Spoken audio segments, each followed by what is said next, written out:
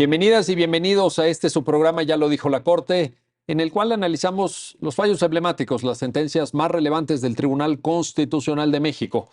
En esta ocasión vamos a platicar con nuestros invitados del Amparo en Revisión 45/2018, a partir del cual vamos a poder entender mejor una faceta de la libertad reproductiva y específicamente del derecho a la interrupción voluntaria del embarazo, pero en tratándose de un contexto normativo que lo limita por razón de temporalidad y que fija ciertos requisitos. Ya nos lo explicarán nuestros invitados, pero la cuestión medular tiene que ver con el ejercicio de derechos sexuales y reproductivos, de autonomía reproductiva, de libertad de elección de las mujeres y personas gestantes sobre su propio cuerpo. Y para entender el alcance de esta importante sentencia de la Suprema Corte, le doy la bienvenida al programa a Juan Jaime González Varas. Juan Jaime, bienvenido, ya lo dijo la Corte. Muchas gracias, Miguel, por la invitación. Un gusto tenerte aquí. Y también a Irlanda Ábalos Núñez. Irlanda, bienvenida, ya lo dijo la Corte. Gracias, doctor, por la invitación. Pues empezamos contigo, Irlanda, para que seas tan amable de contarnos cómo es que surge el caso. Tratándose de un amparo en revisión, bueno, sabemos que hay una problemática específica con unos protagonistas en un determinado contexto. Cuéntanos y también platícanos, Irlanda, si fueras tan amable, cómo llega el caso hasta la Suprema Corte. Claro que sí. Los hechos inician en febrero de 2015. En este caso se trata de una adolescente que en el momento tenía 16 años. Ella acude a la agencia del Ministerio Público acompañada de su madre a presentar una denuncia por el delito de violación sexual. Lo que señala esta adolescente en su denuncia es que en un mes antes aproximadamente había sido víctima de este delito por un vecino que en su momento fue incluso su patrón. Ella trabajó para él en algún momento y entonces estos hechos ocurren. Ella decide no contarlo, pero después comienza a tener ciertos malestares físicos.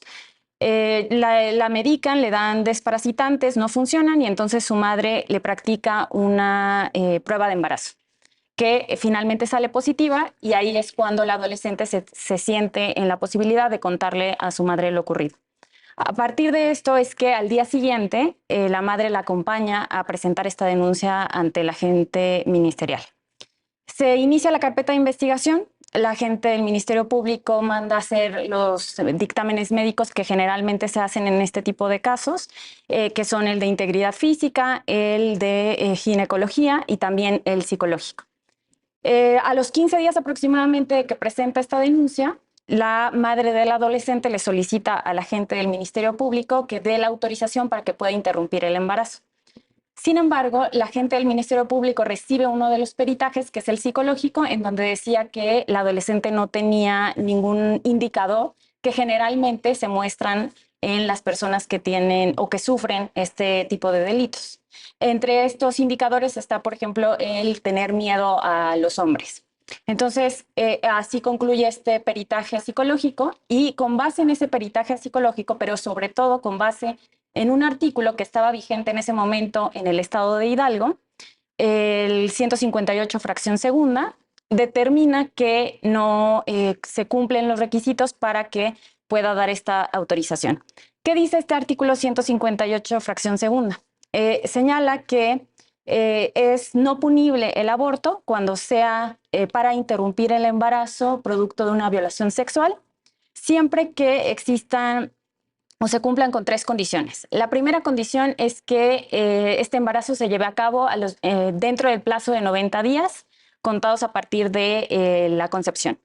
El segundo requisito es que la denuncia la realice la persona que sufrió la violación, previo a saber que estaba embarazada. Y el tercer requisito es que el Ministerio Público acredite el cuerpo del delito de violación.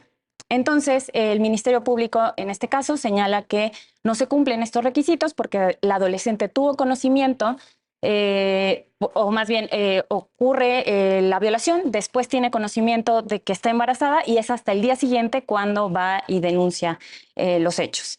Y también con base, como lo señalaba, en el tema del peritaje psicológico que le lleva a concluir a la autoridad ministerial que no está acreditado el cuerpo del delito. Entonces, con base en esto es que da esa negativa. Posteriormente, la madre del adolescente solicita en otras 2 ocasiones que se interrumpa el embarazo. El Ministerio Público insiste en la negativa y en contra de la tercera negativa es que la madre del adolescente se va al juicio de amparo. En el juicio de amparo reclama la inconstitucionalidad de la norma y el juez de distrito niega porque considera que hay un valor preponderante en la vida. Que es absoluto y que por ende, en realidad, incluso esta norma no le impide acceder a la interrupción del embarazo, sino que la condiciona. Y que esas condiciones no vulneran el principio de igualdad y no discriminación porque se establecen por igual para todas las mujeres o personas gestantes que estén en esa situación. Inconforme con esa decisión, se va al recurso de revisión y justamente solicita el autorizado del adolescente que se reasuma competencia por parte de la Corte y así es como finalmente llega el asunto. Perfecto, muchas gracias Irlanda por esta síntesis tan clara, tan puntual. Voy contigo, Juan Jaime, para plantearte un asunto. Me parece que el razonamiento medular del juzgado de distrito, para llegar a la conclusión que Irlanda acaba de referir, se basa en una lectura del artículo 4.1 de la Convención Americana de Derechos Humanos cuando dice la vida se protege en general, ¿no? O en lo general a partir del momento de la concepción, pero parecería que esa advertencia en general pues es hecha a un lado, quizá por el juzgado de distrito. Platícanos de ese punto y cómo es que la sentencia ya de la Corte lo aborda, Juan Jaime, por favor. Claro que sí, Miguel. Bueno, para empezar habrá que decir que esta es una lectura muy formalista por parte del juzgador de amparo a partir de la Convención Americana.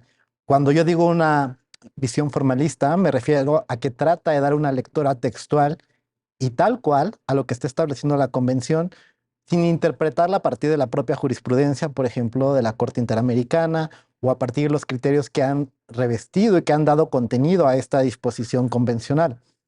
Eh, de hecho, de alguna forma también exhibe algún tipo de desconocimiento sobre el contenido del derecho internacional en general, porque pues tenemos que partir de la base de que las convenciones nos establecen disposiciones y artículos, pero bueno, hay que entenderlas a partir de la interpretación de los órganos que están facultados para ello, por ejemplo, en este caso es la Corte Interamericana.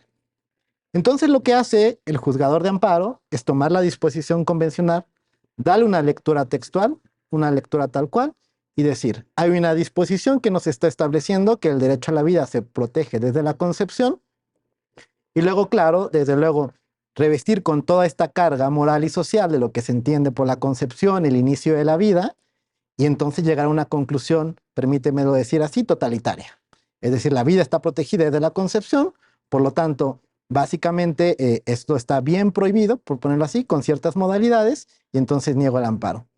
El problema es justamente ese, pensar que la disposición tal cual debe leerse de esa manera.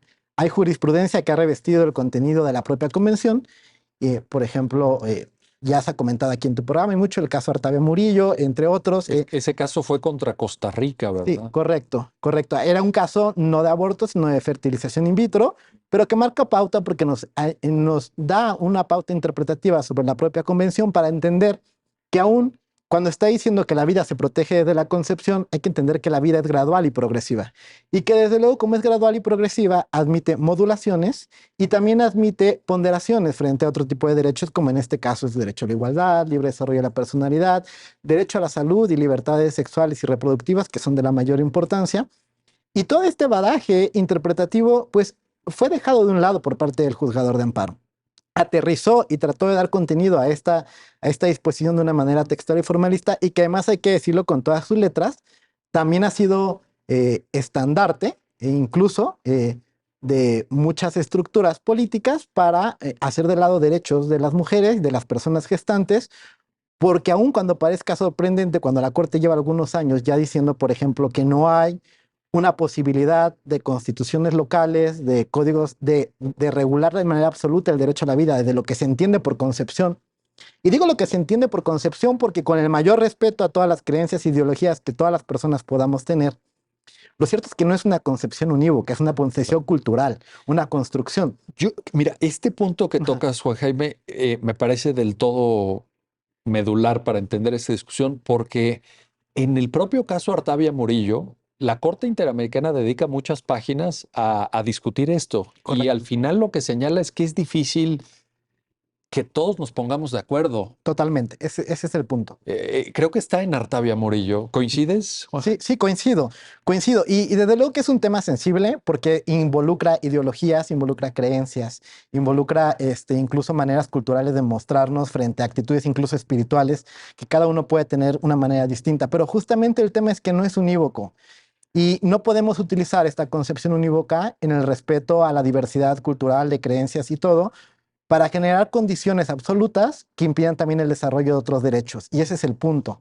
Y mucho menos cuando esto llega a niveles donde intentamos constitucionalizarlo, donde intentamos, por ejemplo, generar trabas absolutas para el desarrollo de otros derechos, como en este caso, pues justamente es el pleno goce y ejercicio de los derechos y libertades reproductivas y sexuales. Oye, pero ¿no te parece, porque fíjate, incluso desde una crítica al formalismo de Claro. la visión que pudiera haber sostenido el titular del juzgado de distrito que conoció en primer momento de este asunto, pero en la pura formalidad, en una interpretación, digamos, muy rigorista, pues también tienes la salvaguarda del 4.1 cuando te dice en general. Claro, Entonces, totalmente. a mí me parece, y Artavia un poco Ahí lo maneja. ahí lo maneja, ¿no? Que desde una lectura puramente textual, pues también hay que tomar en serio cuando dice en general, Ujú. ¿no? Y hay una puerta, puede ser una puerta más grande, una puerta más pequeña, pero no puedes pretender que no lo dice el artículo. Sí lo dice. Claro, totalmente.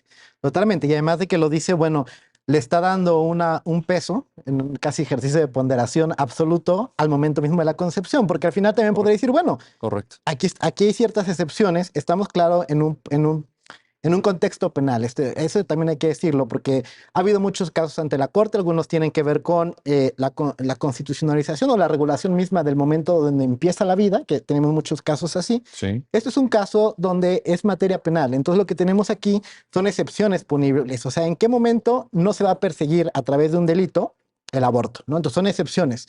Y claro, el juzgador de amparo le da un contenido absoluto al peso de la concepción sin poder reflexionar que justamente además de esta disposición que nos habla de que es en general, pues son medidas protectoras y merecen también o sea, todo esto es justamente una especie de protección, pero merece un ejercicio de crítica y ponderación, que no se está haciendo porque está cargando al lado de la concepción sin poder analizar todo en su conjunto frente a otros derechos que también están involucrados, Y que no fueron tomados en que no cuenta. fueron tomados en cuenta totalmente. Em, Derechos, dice Juan Jaime, Irlanda, y yo creo que dice bien. Por ejemplo, uno de los que me llaman la atención, que figuran y están además ampliamente abordados por la propia sentencia, tiene que ver con la autonomía reproductiva. Es decir, con un ámbito, si no entendí mal, de decisión de las mujeres y de las personas gestantes sobre su propio cuerpo. Y te lo planteo, Irlanda, porque en este debate, como atinadamente lo aludía Juan Jaime, puede haber una mezcla de visiones religiosas, morales, culturales, etcétera, y alguien podría, leyendo esta sentencia, decir, pues es que aquí la Corte está haciendo ideología o está sosteniendo diversos puntos de vista, pero te planteo y te pregunto, Irlanda, cuando hablamos de autonomía reproductiva, ¿estamos hablando de un derecho humano o estamos hablando de una ideología o estamos hablando de una forma de pensamiento o de qué estamos hablando? No, estamos hablando totalmente de un derecho humano y si me permites como retomar un poco tanto lo que decía Juan Jaime como esto que tú indicabas en tu pregunta respecto a que efectivamente me parece que si en algún tema tenemos profundos desacuerdos morales, religiosos, políticos, jurídicos, incluso es en el aborto. Este es uno de los grandes casos en donde socialmente hay estos profundos desacuerdos, pero algo que a mí también me llama mucho la atención de este caso es que estamos hablando no del aborto o de la interrupción del embarazo de manera voluntaria, que es generalmente el que se realiza dentro de las primeras semanas, así se ha regulado ya en algunos lugares, por ejemplo aquí en la Ciudad de México está regulado de esa manera desde hace muchos años, sino que en este caso estamos hablando de la regulación respecto al delito de aborto, pero y a la posibilidad de que no se establezca una pena cuando es producto o consecuencia de una violación sexual. En la generalidad de las legislaciones locales en el país, se establece esta como una excepción justamente desde hace muchos años. El tema en concreto aquí es que se establecen distintas condicionantes para poder acceder a eso, lo que lo hace prácticamente imposible.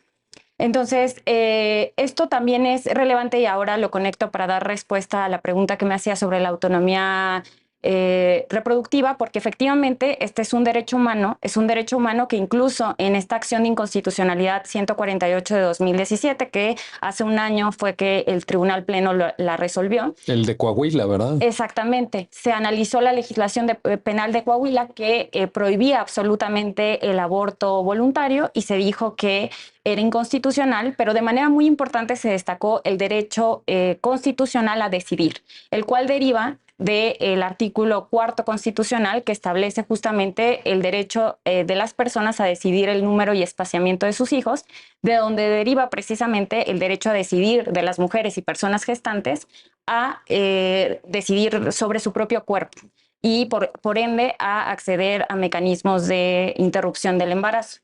Ahora, aquí lo que sucede en este caso y la forma también incorrecta en la que el juez de amparo se aproximó a analizarlo es que pensó que se estaba hablando del aborto o interrupción del embarazo en términos generales cuando, como señalaba, la problemática era muy concreta respecto a el tema derivado de un delito de violación.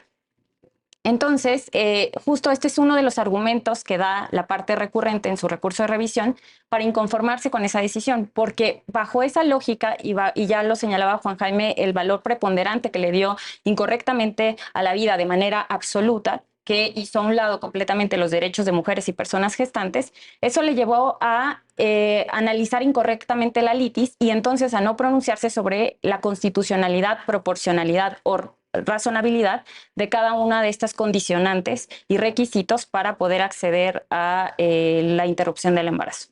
Oye, va a parecer muy obvia esta pregunta, pero de todas formas prefiero plantearla así para que quien te escuche lo tenga muy claro.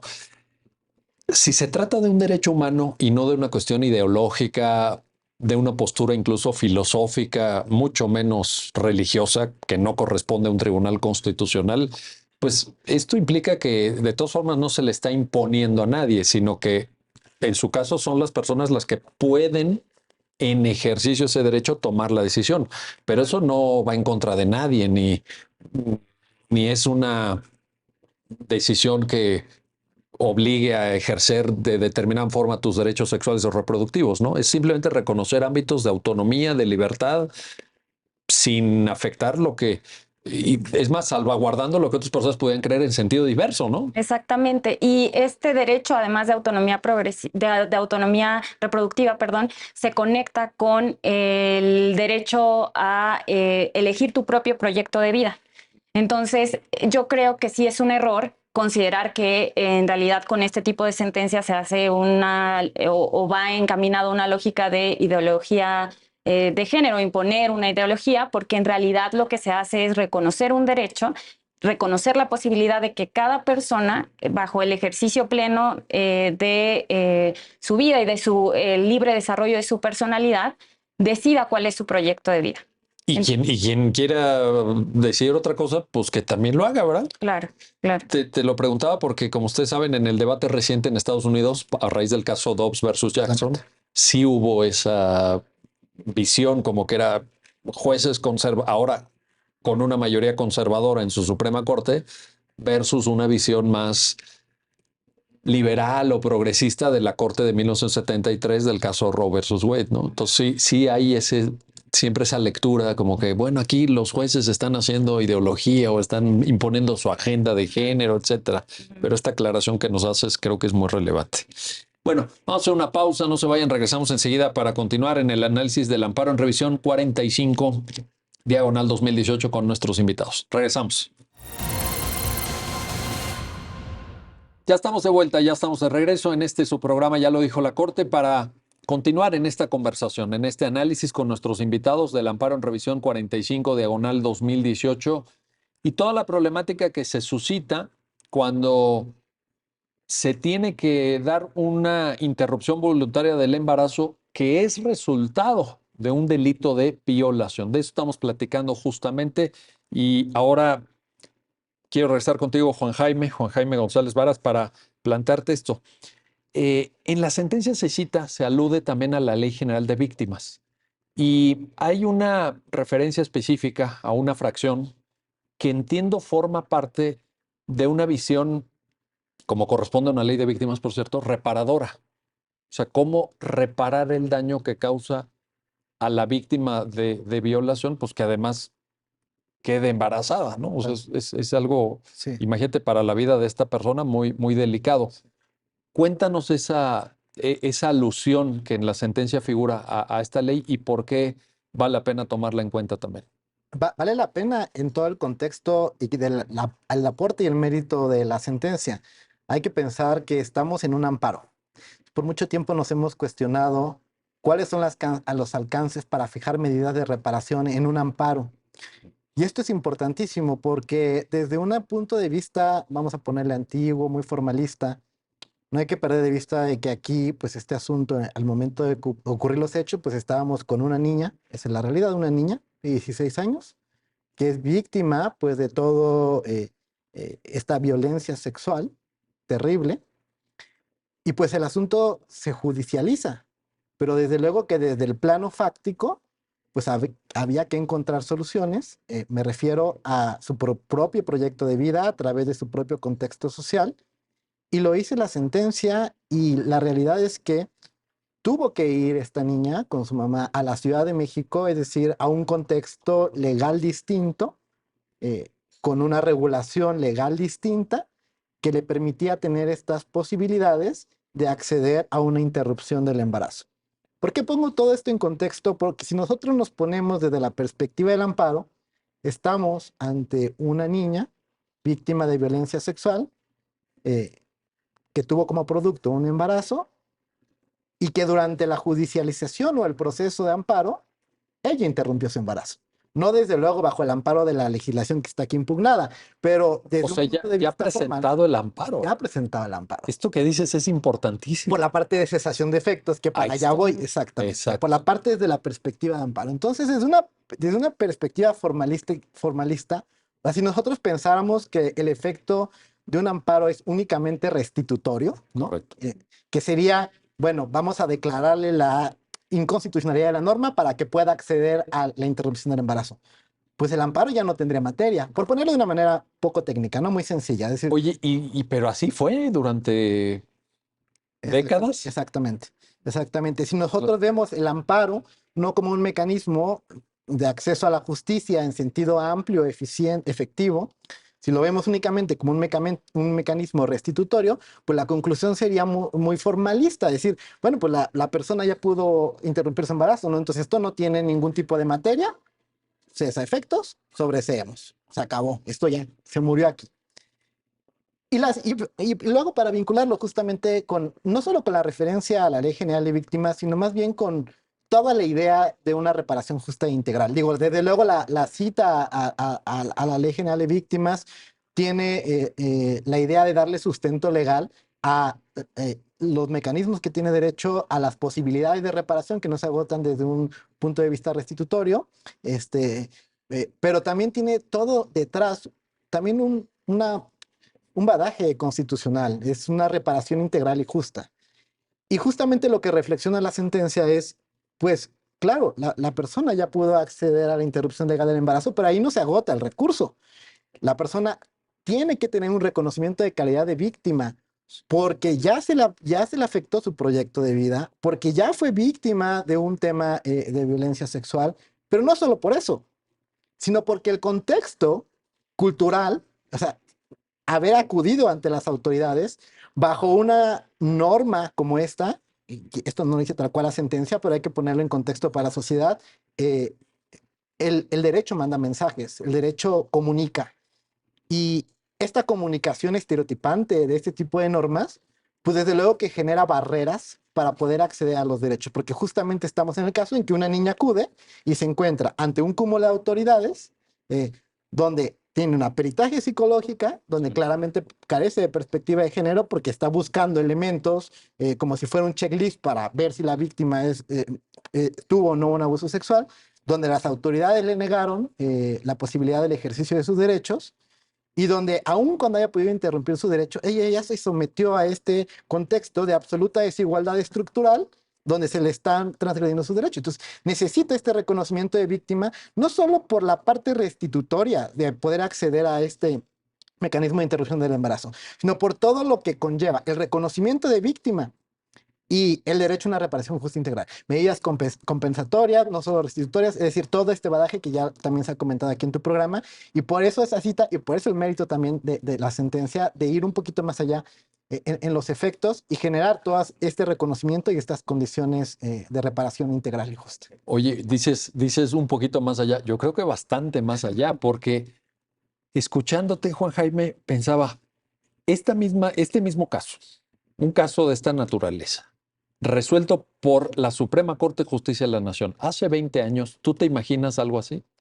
No, un Con este, sobreseimiento, ¿verdad? un sobreseimiento. Que le hemos, o sea, sí, un sobreseimiento O sea, total. O sea, es un y decir. como tú dices, me gusta mucho la alusión cuando dices, bueno, en un sentido formal, pues si vienen a reclamar una negativa para autorizar la interrupción legal del embarazo y la interrupción ya se dio porque la persona vino a la Ciudad de México, se trasladó bajo otro marco jurídico, logró el objetivo, pues alguien formalistamente podría decir, pues entonces, ¿qué sentido tiene tramitar el amparo? Pero aquí la Corte, con una visión ya moderna del propio amparo, Ujú. de lo que el amparo puede darle a una persona, pues sí, dio ese paso y yo creo que, pues, lo digo a título personal, Sí, aplausos, y cuando digo aplausos para la Corte. formalista es un formalismo mal empleado, porque Sí, tampoco sí, está sí. desprovisto esto de técnica. A veces decimos, lo técnico es formalista, no necesariamente, porque lo que ha hecho la Corte, por ejemplo, si lo vemos de una perspectiva técnica, podemos ver nuestras sentencias, ¿no? Como de, ¿cuál es el acto reclamado? ¿Qué vamos a resolver y cuáles son los efectos? Yo siempre los veo como una línea, ¿no? Tenemos bien el acto reclamado, lo entendemos, resolvemos y ponemos efectos. El problema no es que nos ciñamos al acto reclamado, el problema es entender profundamente cuál es el acto reclamado. Si nosotros lo ceñimos desde ahí, a decir, "Ay, es una negativa, quería esto y se acabó, se pierde todo. Pero si nosotros entendemos que detrás de la identificación del acto reclamado hay un reclamo sustantivo a la violación de un derecho humano, desde la propia puerta técnica de la fijación del acto se nos abre todo un panorama para poder resolver y fijar efectos. El problema es tasar mal desde acá atrás, ¿no? Ver con una visión formalista el acto de reclamo y decir, no, solo era la negativa y se nos acabó todo. No, no, es que no nada más sea la negativa. El problema es que con esa negativa y con esos problemas generamos una afectación a una persona que destruyó completamente su proyecto de vida. Y entonces hay una violación atrás completamente sustantiva sobre una multiplicidad de derechos. El derecho a la salud, el derecho a la libertad reproductiva, el derecho a la integridad física, entre otros, libre desarrollo de la personalidad, proyecto de vida, entre muchos otros. Entonces, la amplitud de nuestro acto reclamado nos permite justamente darle contenido eficiente, efectivo, al amparo como un mecanismo de acceso a la justicia. Y que también es una respuesta técnica de la Corte. Correcto. No, no es que se No abandone es que la técnica. abandonemos Claro. la técnica, sino que la estamos entendiendo de manera acorde con los derechos humanos, creo que ese es el tema. Por mucho tiempo tuvimos una disyuntiva, los derechos humanos por acá, como unas normas programáticas bonitas y cosas, y por acá el amparo con las garantías, que le llamábamos garantías individuales, Individuales. es una cosa muy 14 y 16, ¿no? Sí, sí. Motivación y fundamentación por acá, y todo se llevaba acá por el amparo. Y estos quedaban acá como una cosa abstracta del derecho internacional que no sabíamos ni con qué se comía. Y no se aplicaba realmente. Pero eso duró décadas. Eso que Sí, estás describiendo, totalmente. bueno, generaciones, vaya, de abogadas, de abogados que no entendían más que esto y que creo que sí se limitaba mucho. Irlanda, regreso contigo. A ver, hay en la sentencia también, producto del propio caso que tú relataste al inicio, la aplicación de dos perspectivas metodológicas que se conjuntan, que se aunan, se suman muy bien, creo yo. Y ahí es donde te pido tu comentario. Por un lado, como no puede ser de otra manera, perspectiva de género, creo que siempre es útil en este tipo de aproximaciones, pero también la Corte añade perspectiva de infancia y el concepto de interés superior, en fin, todo esto que ya incluso aquí lo hemos platicado. Cuéntanos esa parte, por favor. Claro. De hecho, esto me permite también conectar con algo que ya señalaba Juan Jaime respecto a la procedencia, porque efectivamente el asunto se analiza bajo estas perspectivas, incluso, y voy a destacar primero la perspectiva de género, porque entendemos que la perspectiva de género, o generalmente pensamos que solo sirve para analizar el fondo del asunto. Sin embargo, en este caso, en lo particular, también nos sirvió para analizar incluso las propias causas de improcedencia. ¿Por qué? Porque si no analizamos el caso desde esta lógica, entonces no haríamos del juicio de amparo un recurso efectivo para que las mujeres y personas gestantes accedan a la protección de sus derechos, en particular sexuales y reproductivos. ¿Por qué lo digo así? Porque, y así está reflejado en la propia sentencia, porque el embarazo es un proceso biológico que tiene un inicio y tiene un fin. Entonces, si pensamos que en todas las causas de improcedencia, pensemos en una que ya indicaba Juan Jaime, que era la cesación de efectos. La cesación de efectos es cuando el objeto del amparo ya ha dejado de existir, ¿no? Ese objeto del amparo, cuando se trata de un embarazo, podría dejar de existir ya sea por el nacimiento o bien por la interrupción del embarazo, si es que, como en el caso, el adolescente viajó a Ciudad de México para poder realizar este procedimiento. Entonces, ante esos supuestos, quedarían las mujeres y personas gestantes siempre en una situación de indefensión para protegerse respecto al actuar arbitrario de las autoridades, ya sea ejecutivo, legislativo, ¿no? O judicial en su caso. Entonces, creo que también esta perspectiva ayudó a resolver desde esa propia procedencia del juicio de amparo, también que es, y coincido con Juan Jaime, una visión técnica del análisis de estas causas de improcedencia. Y después también esta perspectiva de género se une a esta perspectiva de infancia y de adolescencia que se retoma en el proyecto, en la resolución, para ya el estudio de fondo. ¿Por qué es relevante? Porque también aquí hay que entender incluso cómo se cruzan las categorías que dejan en mayor desprotección a las personas. Aquí estamos ante un adolescente que al ser adolescente, al ser persona menor de edad, esto obliga a las autoridades a generar medidas reforzadas para proteger sus derechos. Y esto es algo que claramente se soslayó tanto por la gente del Ministerio Público como después por el juzgador de amparo. Y por otro lado, la perspectiva de género, porque estamos ante el caso también de una mujer y hay que tomar en cuenta cómo estas dos categorías se unen y cómo impactan cuando las personas son víctimas de un delito y además de un delito tan grave y tan traumático como es la violación sexual. Entonces, el análisis tiene que ser transversal a lo largo del estudio de estos casos y tiene que ser o debió haber sido hecho por todas las autoridades involucradas, y acá se hace en la sentencia, para también identificar incluso los estereotipos de género presentes en estos requisitos o condicionantes que establece la legislación penal para que las personas puedan acceder a la interrupción del embarazo, consecuencia de una violación sexual. Ahorita te voy a plantear lo de estereotipos, que también me parece que es una aproximación extraordinariamente enriquecedora que está en la sentencia, pero antes, Juan Jaime, me interesa mucho destacar también en esta lógica que Irlanda apuntaba en una intervención anterior de que estamos hablando de un derecho humano. La sentencia lo conecta con el derecho a la salud. Y ahí es donde te pido un comentario porque, en primer lugar, me parece muy atinado desde el punto de vista argumentativo, pero además se desarrolla con una metodología, digamos, que va de lo general a lo particular, como derecho a la salud, salud reproductiva y salud reproductiva en el caso específico de las mujeres, que tiene su especificidad. No quiere decir que los hombres no tengamos asuntos de salud reproductiva, pero me parece que la sentencia va haciendo esta, digamos, aproximación metodológica de lo más general a lo más particular y ofrece un panorama bastante completo, pero me gustaría conocer tu punto de vista. Sí, claro, la idea también es contextualizar que desde luego la forma en que vivimos, en que disfrutamos, en que tenemos autonomía sobre nuestro cuerpo, es un tema de salud. A veces cuando pensamos en salud, es como aquellas cosas que nos incumben o que nos preocupan, pues cuando estamos enfermos, cuando tenemos a lo mejor la calidad de paciente, pero en realidad la generalidad va más allá. El derecho a la salud entendido en términos grandes, en términos generales, es un derecho a disfrute de un nivel de vida adecuado y digno. Es un derecho que tiene que ver intrínsecamente con la dignidad de las personas, a estar bien con nosotros mismos. Tan es así que tenemos derecho a la salud, derecho físico, sí, tenemos muchísimas aristas y muchísimas vertientes.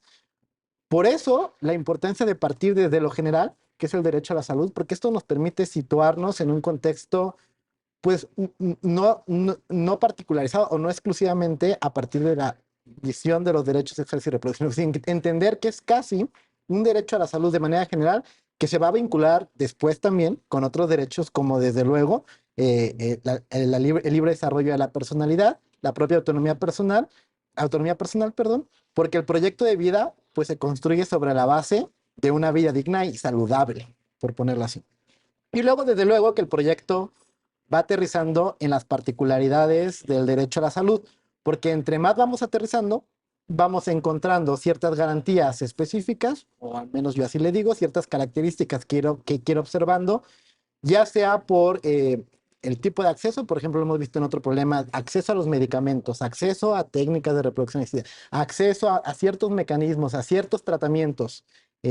Lo vamos aterrizando, ¿no? Como a través de las garantías y luego a través también de los sujetos que intervienen en ellas, porque no todos, si bien yo siempre he dicho que la calidad, digamos, de paciente, de persona frente al Estado en el derecho a la salud ya tiene por sí mismo un grado de vulnerabilidad, y es un grado de vulnerabilidad, fíjate, Miguel, incluso casi cultural y contextual, porque la realidad es que el paciente incluso frente al médico tradicional es vulnerable, Sin duda. Sí. porque no tiene ni el mismo nivel de información, ni la misma forma de comunicarse con el médico. Lo vimos aquí incluso una prueba pericial psicológica donde, perdón, pero carecía totalmente de perspectiva de género. Sí. ¿Podemos cuestionar las propias ciencias médicas? Sí. A través de una perspectiva de género, sí, y esa es la respuesta. Y es una respuesta que también deberían generarse las autoridades y las propias ciencias. Pero bueno, ya me estoy saliendo del tema. No, pero hay Lo- mucho por aprender ahí. Estás tocando un tema medular. pero a donde quiero llegar que justamente este grado de vulnerabilidad que tiene ya las personas frente al médico, el médico que incluso, o sea, voy a decirlo con palabras claras, así, médico, brujo, sensei, ¿saben? Esta parte donde hay incluso un impedimento de comunicación entre el médico y paciente, ya pone a la persona en una situación de vulnerabilidad frente a algo. Si esto sumamos además otro tipo de condiciones, por ejemplo, el que desde luego sea una mujer o una persona gestante, en que esté Oye, y 16 años. dice, claro, por eso tenemos perspectiva de género y perspectiva de la infancia ¿Te de las imaginas? personas.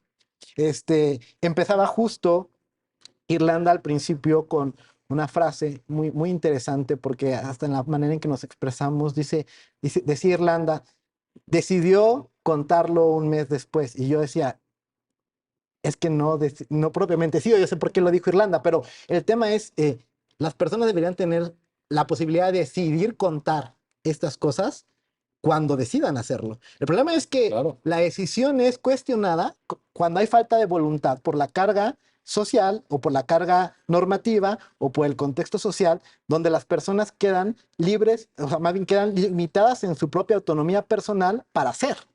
¿Qué es lo que está pasando? Sí, aquí el legislador le carga la mano si lo manifiesta después de que ya sabe que está embarazada y entonces presenta Y la denuncia y todo. claro. Y ahí, Y manda un mensaje, introduce un mensaje, porque estos son mensajes normativos a las conductas de las autoridades, porque las autoridades están entendiendo, casi casi, esto normativamente está bien, esto normativamente está mal, y entonces generas una condición social, desde luego, donde las autoridades se conducen conforme a la normalidad normativa, que es la que está poniendo aquí, y es la que está estereotipando. Entonces las autoridades dicen, no, pues como no me lo dijo después, pues está mal, ¿no? oye, y lo curioso es que esta normalidad en las instancias previas, tanto en sede ministerial como en el juzgado de distrito, no se cuestiona. Claro. O sea, No la simplemente es, cuestionan. ¿no? Y Ahí se queda. conducen con esto. Por eso también la importancia de profundizar en los derechos humanos, no solo de la perspectiva jurisdiccional, ¿no? Y por eso a veces también en tu programa trato de hacer comentarios sociales, culturales, también para las autoridades que los escuchan o los ven, porque sí hay que replantearnos esto, incluso al momento de actuar como autoridades no jurisdiccionales. O sea, a lo mejor no pueden hacer control de la norma ellos, pero sí pueden reflexionar el mensaje que está mandando la norma y cómo nos vamos a conducir frente a Pero ella. pueden aplicar perspectiva de género, Totalmente, pueden hacer justamente, interpretaciones que sean maximizantes o maximizadoras de los totalmente. derechos. O sea, cancha hay. Por eso pongo como casi inadmisible el tema que es muy claro aquí, el ejemplo del peritaje psicológico. O Correcto. sea, básicamente dijeron porque la niña no dejó de comer y porque no se veía triste, perdón que lo diga con esa crudeza, pero es la realidad. O sea, palabras más, palabras menos, un peritaje psicológico que te dice, pues no se advierte que la niña haya dejado de comer o haya dejado sus actividades, no se ve triste, no pasó esto. Y que la autoridad comprara el peritaje como verdad única para negar el acceso. Claro, con todas las consecuencias que esto No, perdón. supone. Esto que está diciendo es fundamental y afecta vidas de Totalmente, personas, de carne y totalmente. hueso. Ahí es donde el llamado que entiendo que estás haciendo a que se tome esto con toda seriedad, Ujú. que se analice con todo rigor, es muy importante. Cuestionarnos siempre, ¿no? Y que no se vaya luego el tema un poco de manera burocrática también. Me atrevo a pensar que pues ahí es un asunto más, ¿no? ¿Qué más da? Cuidado, cuidado con eso. Bueno, vamos a una pausa, no se vayan, regresamos enseguida para continuar en este análisis, en esta conversación sobre el amparo en revisión 45, diagonal 2018. Regresamos. Ya estamos de vuelta, ya estamos de regreso en este su programa, ya lo dijo la Corte, para continuar en esta conversación, en este análisis con nuestros invitados del amparo en revisión 45, diagonal 2018.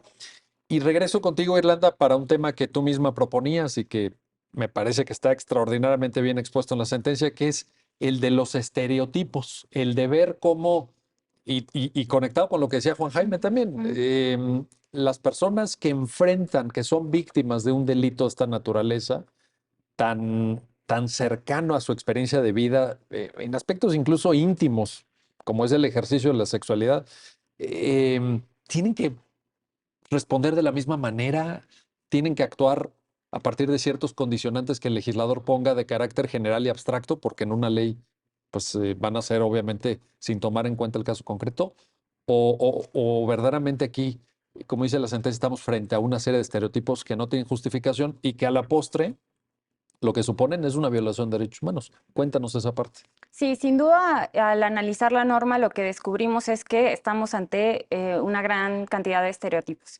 Y efectivamente lo conecto con lo que ya nos adelantaba Juan Jaime, que efectivamente no hay un prototipo de víctima y eso es muy importante tenerlo claro.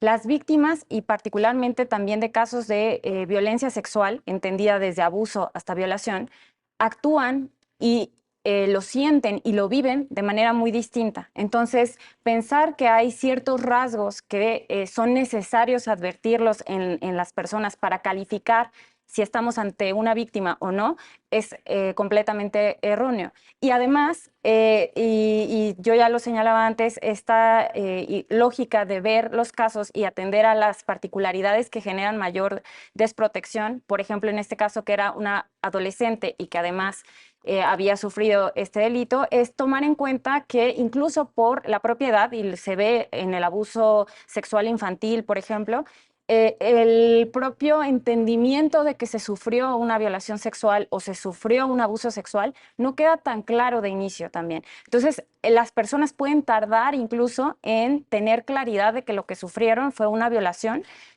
o un abuso sexual y que entonces eso tendría incluso que pues ser penado o ellas pueden incluso también decidir no ir a ninguna autoridad ministerial. Oye, o a lo mejor no ir de inmediato. Claro, claro, no ir de inmediato o incluso no ir, y eso también es importante. ¿Por qué? Porque, por ejemplo, incluso tenemos una norma oficial mexicana, la 046, que emite la Secretaría de Salud con la finalidad de establecer como una obligación de todas las instancias públicas de salud para prestar este servicio de interrupción del embarazo en casos de violación sexual. Y algo que me parece muy interesante, y la verdad es que es muy, en su momento cuando se emitió y a la fecha sigue siendo muy novedosa frente a otro tipo de legislaciones, ¿no? Esta norma oficial mexicana, porque lo que establece es que las víctimas de violación sexual no tienen que o no requieren una autorización del Ministerio Público para poder acceder a la interrupción del embarazo, sino que simplemente tienen que hacer la solicitud y se entiende firmada bajo buena fe. Y esto se conecta también con la Ley General de Víctimas, que establece incluso que cuando las víctimas declaran, hay que tomar sus declaraciones desde este principio de buena fe. Entonces, esto es algo que obliga a todas las autoridades, la Ley General de Víctimas obliga a todas las autoridades y claramente obligaba también a la gente del Ministerio Público a actuar de esa manera. Pero no lo aplicó. No lo aplicó y tampoco se aplicó incluso, y Juan Jaime lo destacaba en reiteradas ocasiones, en el tema del peritaje psicológico. Sin duda no se aplicó porque más bien se partió de esta lógica de que hay un prototipo de víctima, que todas las víctimas actúan de esa manera. Incluso habla de estos signos indicadores de que la persona fue víctima de este delito. Entonces también ahí tenemos esto. O sea, Otro- tiene que dejar de comer, tiene que llorar, Exacto. tiene que estar estresada. O incluso este miedo que hablaba, miedo a los hombres, ¿no? No necesariamente se genera ese miedo a los hombres, las personas reaccionan distinto. E incluso estos mismos signos se pueden presentar posteriormente, años después, porque el propio proceso traumático hace a veces que se encierre, ¿no? Se bloquee de la memoria incluso, y entonces pues también eso afecta en la propia forma de mostrar los sentimientos. Entonces, este es uno de los estereotipos, sin duda. Otro de los estereotipos que vemos ahí en esta norma es que no hay credibilidad al dicho de la víctima y que entonces tiene que corroborarse por la autoridad. Por eso se establece que tiene que haber una autorización del Ministerio Público y esta autorización solo puede venir después de que se haya comprobado que existió el delito. Y claramente también se conecta y todos estos requisitos en realidad están íntimamente conectados porque el otro requisito es que la víctima no, bueno, vaya y denuncie los hechos, pero previo a saber que estaba embarazada. ¿Y cuál es la idea detrás de eso que tuvo el legislativo? Que es que van a venir a mentirnos para poder acceder a la interrupción del embarazo. Porque como ya señalaba yo al inicio, en general, en las normas o legislaciones penales locales se establece como una excepción para una pena en casos de aborto, el que sea consecuencia que el embarazo sea consecuencia de una violación sexual. Entonces, ¿qué hace el legislativo de Hidalgo, ¿no? En esta norma? Lo que hace es introducir esta idea de vamos a proteger que no vengan las mujeres a mentirnos para poder acceder Oye, a pero ese derecho. si hay algo que encaja en el concepto de estereotipo, pues es eso. Totalmente. Pues es eso que Totalmente. acabas de describir. Ese es un ejemplo palmario, fidedigno de estereotipo de que las mujeres van a venir a mentir para el efecto de poder interrumpir legalmente su embarazo y que les demos aquí su autorización, su visto bueno. Bueno, se me hace incluso hasta una elección moral, de mala moral, Ujú, pero ujú. moral más que... Sí, totalmente. Y esto termina por impedir el acceso al final.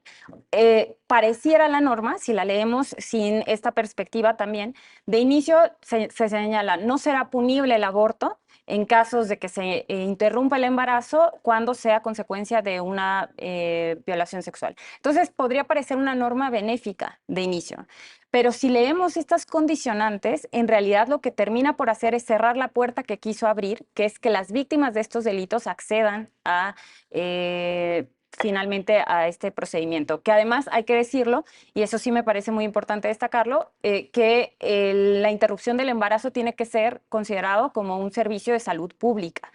Y esto pues está corroborado incluso con la propia norma oficial mexicana que establece esta obligación para las autoridades médicas de brindar estos servicios y pues en general con todo el marco también jurisprudencial que ha sido desarrollado por la propia Suprema Corte. Sin duda. Juan Jaime, el capítulo de la sentencia relativo a los efectos es un capítulo largo. Está muy desarrollado porque tomando precisamente conceptos que vienen de jurisprudencia interamericana en cuanto a reparación integral, que vienen de la propia Ley General de Víctimas, pues encontramos un listado de medidas de rehabilitación, medidas de compensación, medidas de satisfacción, medidas de no repetición. Vaya, son varias páginas incluso. Y esto llama la atención porque a veces en esta parte las sentencias de amparo de juzgados de distrito, de tribunales colegiados, de la propia corte, suelen ser más breves. Pero aquí hay un desarrollo muy amplio.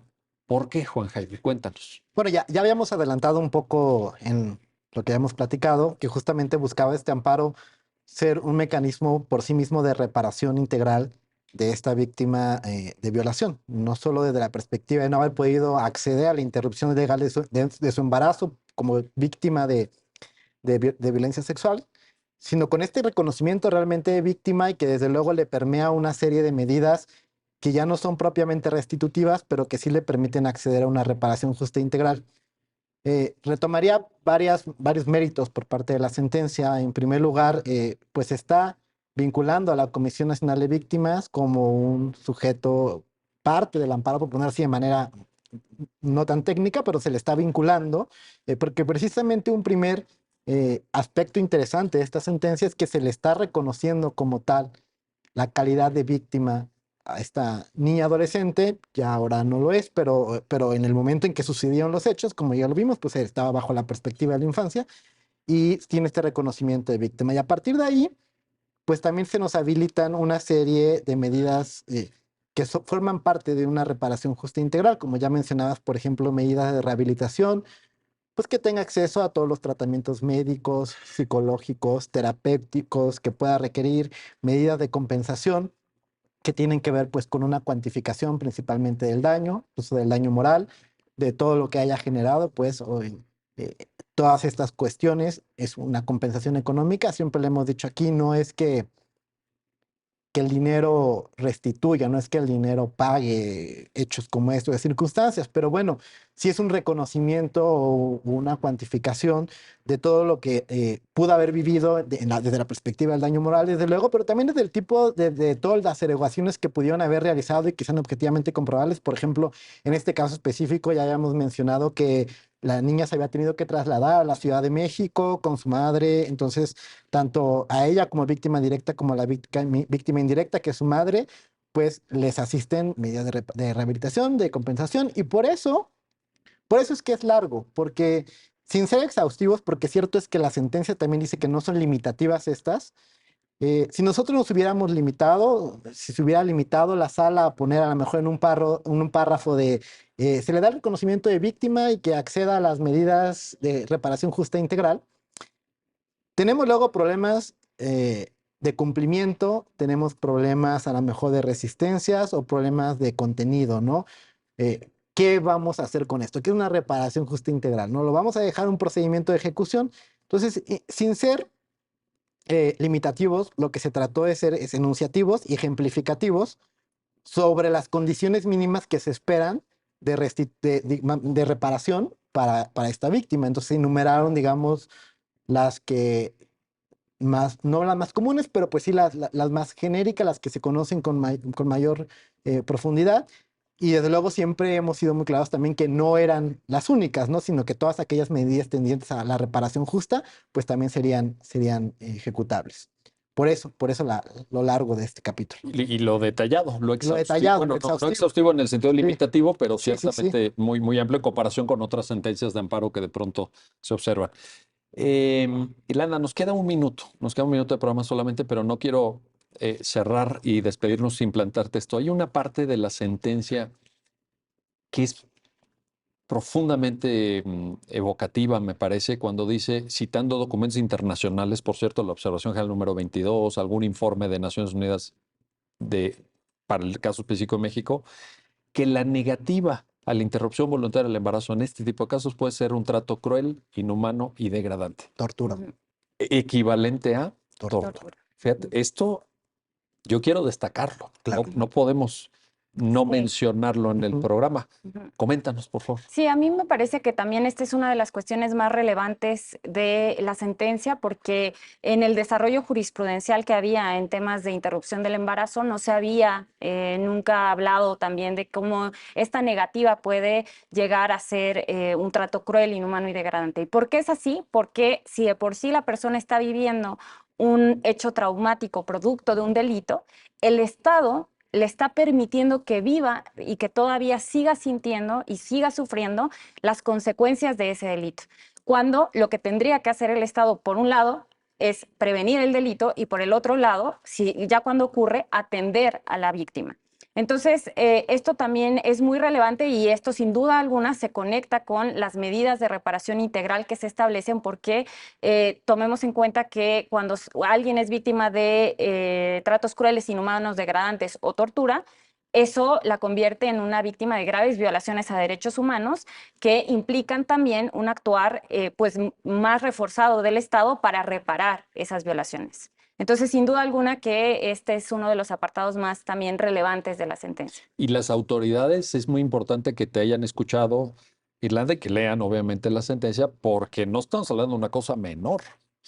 La Suprema Corte de Justicia de la Nación está afirmando que esta negativa, esta desatención, esta violación puede llegar a constituir tortura. Ujú. Palabras mayores, creo yo. Ahí está la cuestión. Irlanda Ábalos, Juan Jaime González Varas, gracias. Gracias a ambos por ayudarnos a entender esta importante sentencia y gracias a usted que hace posible su programa, ya lo dijo la Corte, en el cual analizamos los fallos emblemáticos, las sentencias más relevantes del Tribunal Constitucional de México. Hasta pronto.